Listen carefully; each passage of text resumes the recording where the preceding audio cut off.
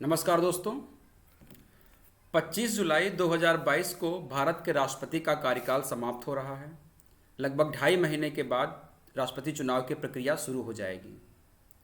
प्रत्याशियों के नामों को लेकर के मंथन चल रहे हैं और इनमें नए नाम जो उभर के सामने आ रहे हैं वो 5 प्रमुख नाम उभर करके आ रहे हैं।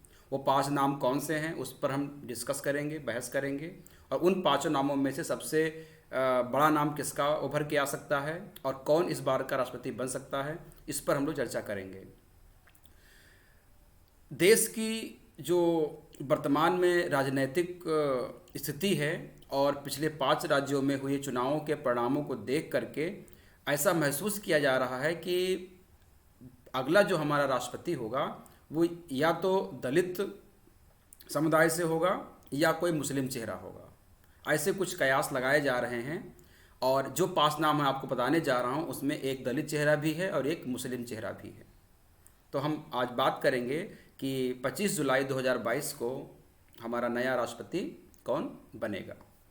उससे पहले हम आपसे बात करेंगे कि अगला राष्ट्रपति जो बनने की 5 नाम सामने आ रहे हैं उनमें पहला नाम है बहन मायावती जी का, नंबर 2 आनंदीबेन पटेल जी का, तीसरा आरिफ मोहम्मद खान जी का और चौथा नाम है थाकर चंद गहलोत जी का और 5वां नाम है हमारे जो वर्तमान में उपराष्ट्रपति हैं वेंकैया नायडू जी। तो इन 5 में सबसे अहम भूमिका किसकी हो सकती है, सबसे गद्दावर नेता जो है उसके रूप में, या इन 5 में कौन लीड करेगा राष्ट्रपति के चुनाव में, किसको राष्ट्रपति बनने का मौका मिलेगा, इन पर हम डिस्कस करेंगे।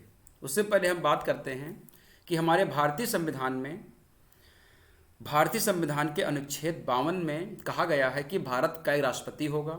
अनुच्छेद 53 के अनुसार संघ की कार्यपालिका शक्ति राष्ट्रपति में निहित होगी तथा वो इसका प्रयोग संविधान के अनुसार स्वयं अथवा अधीनस्थ पदाधिकारियों के द्वारा करेगा। इस प्रकार संघीय कार्यपालिका में राष्ट्रपति और मंत्रिपरिषद होंगे। राष्ट्रपति कार्यपालिका का औपचारिक प्रधान होगा और मंत्रिपरिषद कार्यपालिका की वास्तविक प्रधान होगी।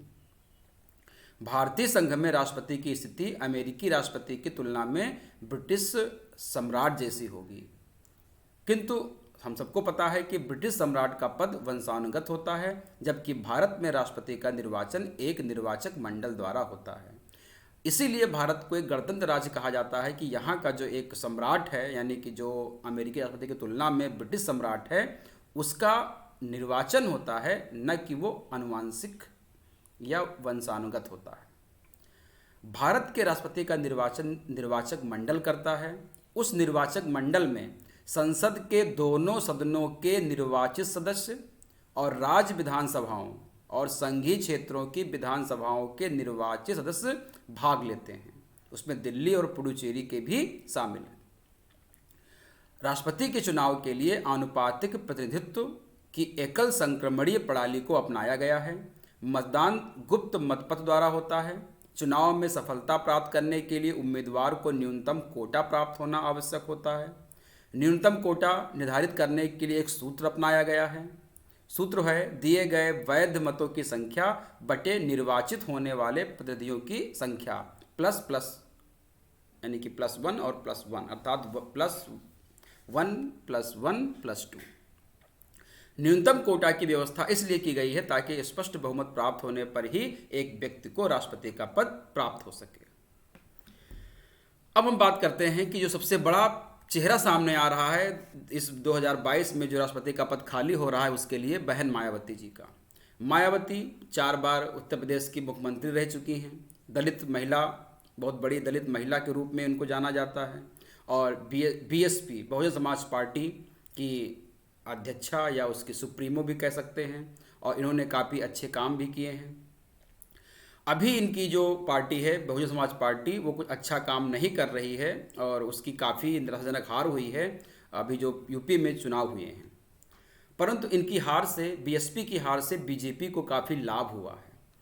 उस लाभ को देखते हुए और दलित वोट को बीजेपी अपने पक्ष में करने के लिए इस बार राष्ट्रपति के रूप में बहन मायावती जी का चेहरा सामने कर सकती है, ऐसा अनुमान लगाया जा रहा है। दूसरा नाम हमारे पास है आनंदीबेन पटेल जी का।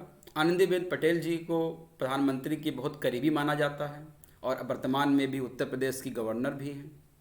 और इन्होंने चूँकि पीएम के बहुत करीब होने के साथ साथ यूपीए ने, यानी कि जो यूपीए की गवर्नमेंट थी, उसमें उन्होंने प्रतिभा पाटिल जी को राष्ट्रपति बना दिया था।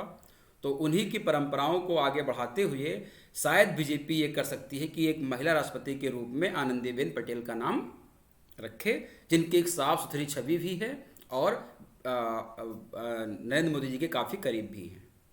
लेकिन इनकी उम्र का ध्यान में रखते हुए, क्योंकि इनकी उम्र लगभग 80 के आसपास हो गई है, 80 या उससे ज़्यादा ही है, तो उस आधार पर थोड़ी सी समस्या बन सकती है उम्र को लेकर के, वरना ये भी दावेदार में नंबर 2 पर है।